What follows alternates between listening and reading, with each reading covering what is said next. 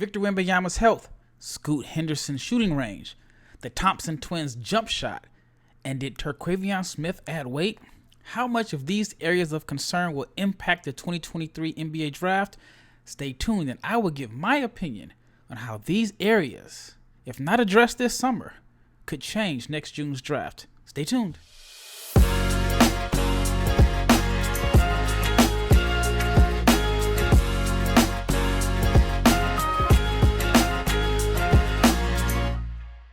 What is up? Happy Monday. Shout out to each and every person that has made the Locked On NBA Big Board podcast your first listen of the day. This is Rafael Barlowe. I am your host for today. This is the Locked On NBA Big Board podcast, as you know, which is your daily NBA draft podcast.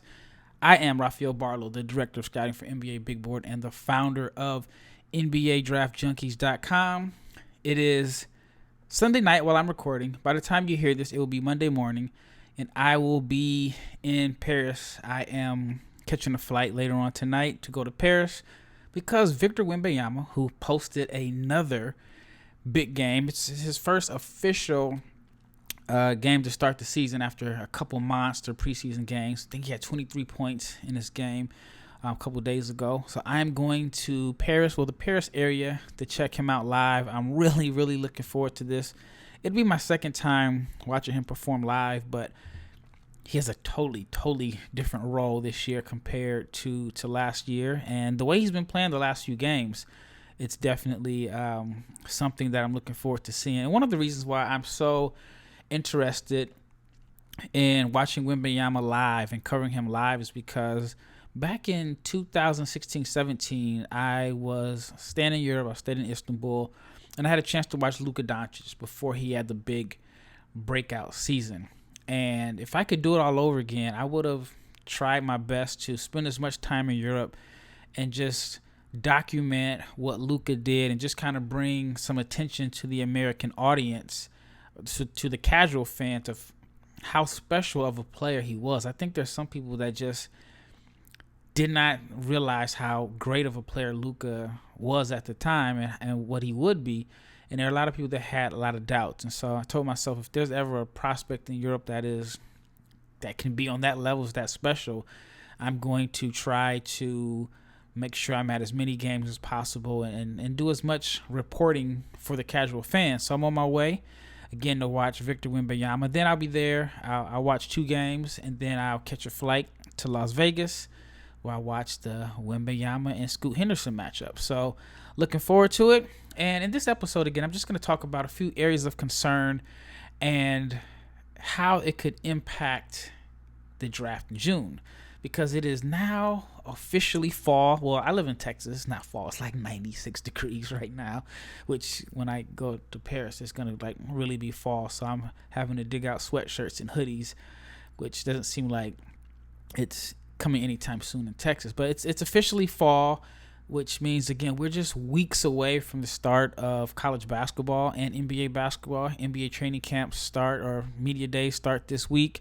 Basketball in Europe has already started. I mean, they've probably played 4 or 5 preseason games. Some leagues have already started their regular season. And then college basketball, I want to say, it's probably like 40-something days away. But what I'm looking forward to is, of course, all the leagues started: G League, college basketball, overtime. But what I'm looking forward to seeing is how some of the top prospects spent their summer, as far as what did they add to their game? Did they address some of the biggest concerns that I have?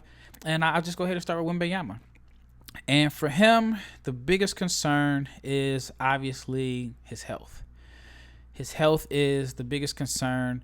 And the only way he can, I guess, really kind of have worked on that this summer would be to get stronger. He's still a little thin. I mean, I expect him to be thin. I think it's going to be a few years before his body fills out. But the biggest concern for him is, did somehow he address, I mean, I don't even know if it's possible, address some of the injuries that he's had. And I think injuries are probably the only thing that can prevent him from being the top overall pick, because he missed 40 games last year with just a variation of injuries, whether it was like a muscle injury, he had a shoulder contusion, a broken finger, he's had a stress fracture in his fibula before, And so the question is, can he stay healthy? And this year, he's going to have the biggest role that he's had over the past few years, playing against grown men. And the concern is, can he stay healthy? And I think it was smart for his agency to put him in a domestic league only, where he's playing once a week as opposed to playing twice a week at that crazy long EuroLeague schedule. But that's the biggest concern. Now, the next concern I have is Scoot Henderson. I kind of mentioned it briefly in the open. Did Scoot work on his jump shot? Now, I imagine he's been in the gym shooting jump shots after jump shot after jump shot. But the question is, will it translate? Because he's a really good shooter inside of 17 feet. He ranked among the best players in the G League and jumpers inside of 17 feet. I mean, he is an advanced pull-up shooter. I love his pull-up game. I know people are kind of against the mid-range, but I love that Scoot has that in his game at such a early age. And I think that the biggest adjustment for him going from, high school AU ball to playing professionally was the NBA three-point line. And he only shot like 22.9% from three. So the biggest area that I want to see him make improvements on, or hope that he spent his summers doing, was improving his range.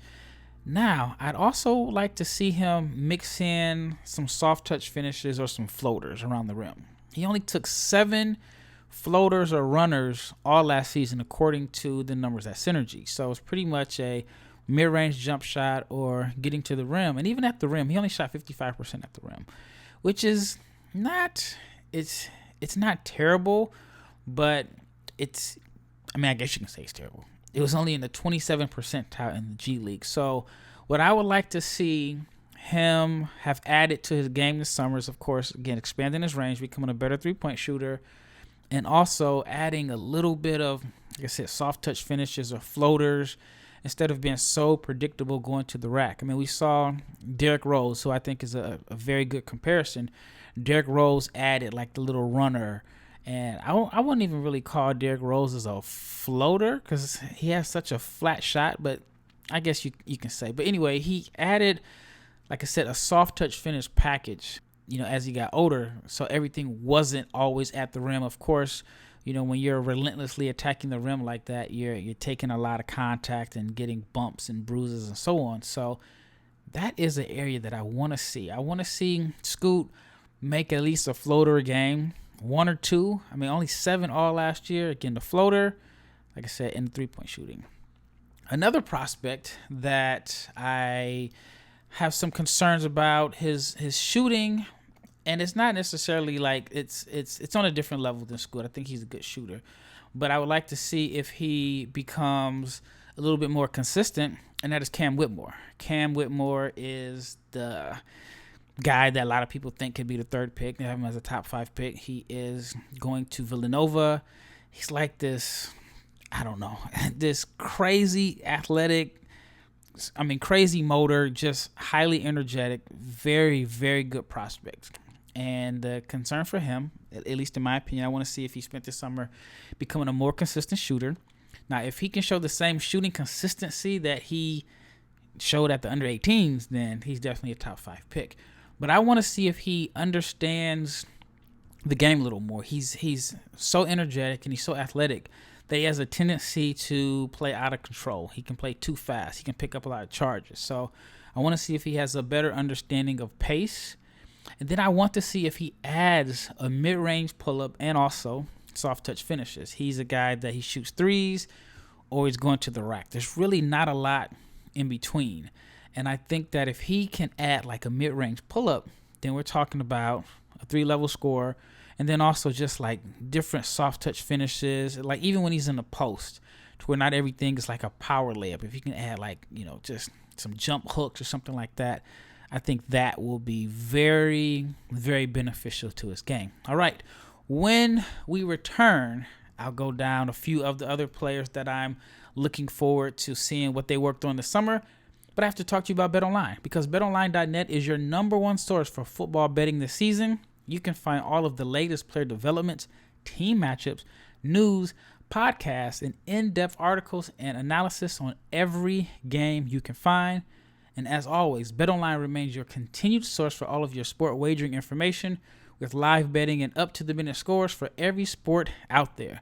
the fastest, and the easiest way to check in on all of your favorite games and events, including Major League Baseball, MMA, boxing, and golf. So head to betonline.net or use your mobile device to learn more.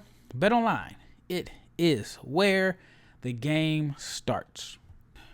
All right, once again, you are listening to the Locked On NBA Big Board Podcast. I'm your host, Rafael Barlowe. Shout out to each and every person that has made the Locked On NBA Big Board Podcast your first listen of the day. All right, let's talk about the Thompson Twins. Now, I had mentioned in the opening, I just wanted to see if they worked on their jump shots. Now, their jumper or lack of jump shot is even a bigger concern to me than Scoot Henderson. Like, they really should have been in the lab all summer working on their jump shots. And I know I saw a post or comment on my last video about players that I had in my top 8. And there was a guy that was just so adamant about the Thompson Twins should not be ranked as high as I have them ranked because they can't shoot. And I mean, that's a very, very fair assessment. Like, they really struggle with shooting. Like, here's our other numbers. One twin, 29% on jumpers. Amin, 29% on jumpers. 26.7% on catch and shoot jumpers. He was 6 for 22 unguarded on catch and shoot jumpers. Only 25% from 3. And despite the fact that crazy athletic, only 55% on layups. And then there's Asur, 28.7% on jumpers, 26.5% on catch and shoot. He was 5 of 29 on unguarded catch and shoot jumpers and 28% from 3. He was a little bit better finishing at the rim. Now, it's crazy because they're identical, right? And their stats are almost identical. I mean, 26.7% and 28.7% on jumpers. 29% and 28.7% on jumpers. So just 0.3 of a point separates the difference in percentage there. Then you got 26.7% and 26.5% on catch and shoot. I mean, combined, they made like 11 out of 50, like give or take a few. 11 out of 50 on catch and shoot jumpers. So it's like the biggest glaring weakness. It's something that everyone knows that they struggle with. It's going to be interesting because they're playing on the same team this year. I know there's some people that still have a little bit of concerns about overtime elite as far as the competition. And people are probably wondering, like, how do they end up on the same team? And if you got 2 non-shooters on the same team, no matter how talented they are, you have to imagine other teams are going to defend them with boxes and elbows. And so I'm looking forward to, watching overtime's games this season just because, clearly I want to watch what the 2 Thompson twins are doing. But I just want to see how teams are defending them, playing together. And I want to see if, again, they've made some improvements on the jumpers.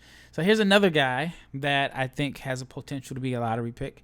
And shooting is something that I'm hoping that he spent a lot of time working on this summer. And it is Dillon Mitchell, a freshman from Texas. He is a very reluctant shooter. Kind of reminds me of Kendall Brown in a sense, as far as just his reluctancy to shoot jump shots. Now, based off the numbers according to Synergy, which, could be wrong, but he only attempted 7 jump shots all last season at Montverde. 7 jump shots. I mean, there are guys that take that in the game. And he is someone, he kind of reminds me of Marjon Beauchamp a little bit. Is just like this athletic guy that can, change and impact games off his energy, cutting, rebounding, athleticism. Just has so many different things that he can do to, again, impact games and winning without dominating the ball. But the concern is that the jump shooting. Hopefully he, again, put in the time and worked on his jump shot. It doesn't necessarily have to be a ridiculous amount of threes. I mean, just want to see him a little bit more confident and unafraid to let it fly. Because you look at Kendall Brown, he's someone who at one point last year I thought was going to be a top 10 pick. And then he just did not seem to have the confidence in his jump shot. And, I mean, despite how talented he is, he just kind of had some games where he just didn't really make an impact. And it ended up costing him. He went from a guy that I thought was going to go top 10, and I'm not the only one, and he ended up, I believe he signed a 2-way deal. I know he fell late in the draft, 48 if I'm not mistaken, somewhere around there. Dillon Mitchell could end up being in that same situation. So, Again, if he's a top 10 pick, I understand. If he falls because he's such a reluctant shooter, I totally get that. But I would like to see him show a little bit more confidence in his jump shot going into his freshman year. All right, another player that I don't want to say it's something that I want to see him, a specific skill set I want to see him work on. As far as like the biggest, how it can impact the draft, but I'll get to some skills that I would like to see him have improved on. But it's Keyonte George. I'm a big Keyonte George fan. I'm a huge Keyonte George fan. I think he is a top 5 pick. But the concern there, and I've mentioned it before, is he joins a Baylor team that is returning 2 of their top scorers who happen to play the same position. LJ Cryer and Adam Flagler returned. Flagler averaged 13.8 points per game last year, shot 38% from deep. And Cryer, before he got hurt, he might have been Baylor's leading scorer. And he averaged 13.5 points per game. And he might have been their leading scorer at the time. You know, I know people like to correct me. But he shot 46.8% from 3. He is arguably the best shooter in college basketball. I know there's some other names, but if he's not the best shooter, he is ranked as one of the best shooters in college basketball. 47% from 3. So with Keyonte, he's at the very minimum, you know he's going to split minutes there. So he's going to have to find a way to play on the ball some, off the ball some. So that's kind of like my biggest concern for as far as like his draft stock. But as far as areas that I would like to see him improve on, I think it's more so the decision-making part. I think that he becomes a bigger weapon in the NBA if he is a point guard. I mean, he can play. I was going to say we know, but not everybody follows high school basketball like I do. But he is a guy that can play on the ball and off the ball. I think if he shows flashes of being able to run a team and be a point guard, which again, I let me say it different. He has shown flashes he can do that, and he's shown that he has the vision to make passes. He can see the floor. It's just balancing out being the point guard and being the scorer. If he can find a way to balance that out, I think he ends up being a top 5 pick. But again, it could be a weird situation because he may have to spend the majority of the time off the ball. You just never know. I'm really curious to see how everything pans out at Baylor this season. All right, one more player before I get into break, and that's Leonard Miller. I want to see Leonard Miller, who's going to be playing for the G League Ignite, Canadian. He kind of tested the waters at the draft last summer or this past summer. Saw him at the combine where he looked absolutely lost. I mean, he looked like a deer with the headlights on. I mean, he looked lost. He was clearly the youngest player there. He looked like the youngest player there. And he showed small glimpses of what he could do, but he just looked like the game was too fast for him. He looked like, you know, a guy that was in middle school that was talented, that, you know, just jumped on with the varsity. And you could see the talent, but everything was too fast. So with Leonard Miller, I want to see, can he improve his rawness? I know that probably sounds like a crazy choice of words, but can he add a little bit more polish to his game? Because he has this skill set and this combination of size and fluidity and ball handling and upside as a shooter and passing that has to intrigue every single team. So right now, he's more so a guy that you see as a high upside guy. He's more of a project. If he can round his game out, improve his shot selection and his decision making, and if he can continue to make strides as a shooter, then he could be a lottery pick. I mean, he has a chance. He's that talented. So what I'm hoping that he worked on is the outside shooting. I know the shot is kind of funky. The release is kind of low. I don't know if that's something that he may need to do. I don't know if he's going to shoot a lot of jumpers off the dribble anyway, but if he ends up being like a guy that plays off the ball, he can knock down, catch and shoot jumpers, then it may not be that big of a deal. But yeah, I want to know if he watched a lot of film, if he just played a lot of pickup with older guys and just kind of, again, just add a little bit more polish to his game. And that's what I would hope that he worked on this summer. All right. When we return, I have a few more guys, few freshmen, a mix of seniors that I want to talk about that I wonder if they worked on a few of these things this offseason, if it could impact the 2023 NBA Draft. All right, once again, you're listening to the Locked On NBA Big Board podcast. And in this episode, I'm talking about what areas that I want to see guys improve on this summer. All right, Turquavion Smith, one of my favorite players in this draft. I have Turquavion as a lottery pick. He is absolutely exciting. He is a dynamic scorer. You know, when I mentioned like Dillon Mitchell as a reluctant shooter, that is not something that Terquavion has to worry about. He is the epitome of elite self-confidence. There's never been a shot that he did not like. He is one of my favorite guys to watch just from an entertainment standpoint. But the question for him is, can he get bigger? Can he put on some weight? He played last season at like $165. And I was probably soaking wet. I mean, they probably added on a couple pounds there. But that's the big concern about him is, can he add weight, or did he get stronger? Can he defend multiple positions? Because it's going to be very, very tough to defend in the NBA at 165 pounds. I mean, it's tough to defend in the NBA, period. But if he's 165 pounds, then guys are just going to run right through him. Even like the guys in the NBA that you may not think are strong are really strong as far as like their core. I mean, you look at like Steph Curry. You don't think of Steph as like this really strong guy, but if you just look at his shoulders and his arms and his core and how he finishes through contact, you know that he's strong. I mean, Kyrie is strong. I mean, Dame Lillard, these guys are strong. These guys probably weigh 30 pounds at the minimum, 30 pounds more than Turquavion. So he's going to have to bulk up, put on weight. As far as like his game, kind of balancing out the confidence in his shot, because that leads to like some crazy shot selection. If he can balance that out, and he's another guy similar to Keyonte who has shown some flashes of having court vision and being able to make nice reads. If he can make strides as a passer, because I think that, well, I shouldn't say I think, I know that he's going to be on the top of scouting reports this year. He's going to be, he's going to have a different role. He's going to go from being a guy that came out of nowhere to being somebody that people are going to try to make a name for themselves defending. So if he can lead a team to more wins than they had last year, which, they weren't really good last year.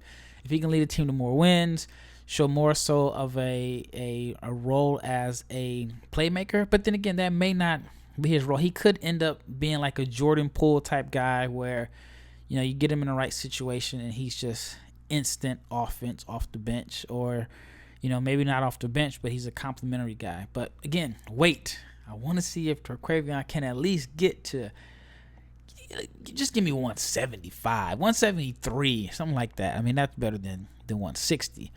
A group of guys that I'm going to put together, I'm going to put them in a group together, are Drew Timme and Trayce Jackson-Davis. I talked about them on a previous episode. They are guys that I think could have a breakout senior year, and the biggest area for them that I want to see if they worked on this summer is the outside shooting. I mean, both guys are college stars, kind of dominant on the college level, but in order for them to, have like a long NBA career, I think they need to be able to space the floor, because in my opinion, it's tough to be a big in today's NBA if you don't anchor the defense or space the floor. And sometimes I don't even know if it matters what you do in between. If you're a great offensive player, a great post-up player, but if you don't anchor the defense as a big, or you're not a floor spacer, then I think it can be tough to find a role. So with both of these guys, despite their crazy accolades that they've had in college basketball, shooting. Arthur Kaluma, the freshman from Creighton, hometown Omaha Creighton Blue Jays. He's another player that I want to see add a little bit of polish to his game. I actually thought that after the Kansas game, his stock was so high that it may have been a good time to leave. He decided to come back. Creighton's going to be really, really good this year. And Kaluma is their top NBA prospect. And outside shooting is an area that I want to see him work on. All right, and then a couple of freshmen, Julian Phillips and Jarace Walker. Julian Phillips has a lot of the things that teams like. I mean, he is, he's just a guy that can change games without really dominating the ball. He has good NBA positional size. He's a good athlete. He is, when I wrote in my notes, he's a guy that I just wrote live body. He's active. He plays hard. He draws fouls with his activity. And he shows some ability to make shots. I mean, he can shoot off the catch. He has some isolation scoring in his game, but he's a good shooter all over the floor. He's a transition finisher. He's a good cutter. He rebounds. I mean, he just does a lot of winning things. The area that I would love to see him make strides on, and hopefully he worked on it this summer, is his offensive creativity off the dribble. Now, I know you're probably like, didn't you say he's an isolation scorer? Yeah, he can score some in isolation, but it's more kind of like he can, 1-2 dribbles, elevate over the top, and he does kind of have like a mid-post game. But I would love to see him add a little shake and bake, a little creativity off the bounce, whether it's, just a guy like Turquavion, for example. I mean, Turquavion is the epitome of offensive creativity. And if Julian Phillips can add a little bit of that to his game, then I think he has a potential to be selected in the lottery. Again, in order for him to get there, he's going to have to work on his ball handling. And like Terquavion, he's going to have to get a little bit stronger. But offensive creativity, which is, to me, it's like, hey, I hope he played a lot of one-on-one. And I think with that added dimension to his game, potential lottery pick. All right, Jarace Walker, I'm high on Walker. I have him as a top 10 pick.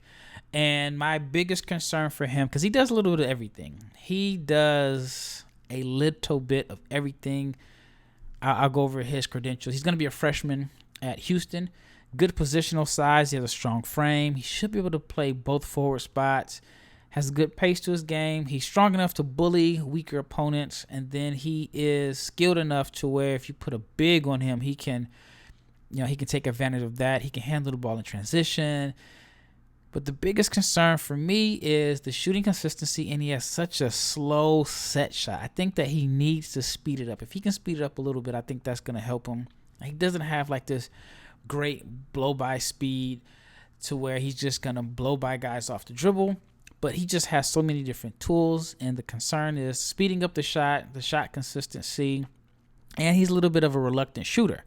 And I wonder, is the reluctancy to shoot from three because he feels like defenders can get a hand on it and alter it because his shot is a little slow. So those are a couple things that I'm looking forward to watching this season. And again, hopefully, every player that I mentioned added a little bit to their game this summer, because if they didn't, it could really impact the draft. I mean, if you look at last year's draft at this time, Caleb Houston, Jaden Hardy, Yannick Sosa, the kid from Peyton Watson. I mean, all of these guys were projected top 10. And looking back on it, there were things that were in their game. They had holes in their game that we knew about at this time last year that we felt like if they, I forgot to mention, the kid, Patrick Baldwin Jr., that there was evidence in their games of the reason why they fell. I mean, Peyton Watson just didn't really get a full opportunity, but there were some signs there, and that's what I'm looking for this year. The signs that could possibly end up hurting guys to where, we have them high now, and they could end up falling because certain things that we saw as red flags that we kind of overlooked them because we spent more time paying attention to what they can do, which I think is only fair. I think you should pay more attention to what a guy can do as opposed to what he can't do. But sometimes what he can't do can impact where he's drafted at. Well, once again, shout out to each and every person for making NBA Big Board Podcast your first listen of the day. Now, for your next listen, check out the Locked On Fantasy Basketball Podcast. Josh Lloyd hosts the #1 daily fantasy basketball show on the planet, and that's no lie. Josh Lloyd has the top fantasy basketball show in the world. It is free and it is available wherever you get your podcast, so you got to check it out. Josh Lloyd is great at what he does. Once again, thank you for making this your first listen of the day. I'm Rafael Barlowe. The next time you hear from me, I will be recording from Paris. Maybe I'll open up with a bonjour, and I'll give you an update on Victor Wembanyama. Hopefully everybody enjoyed their weekend, and I'm out. Peace.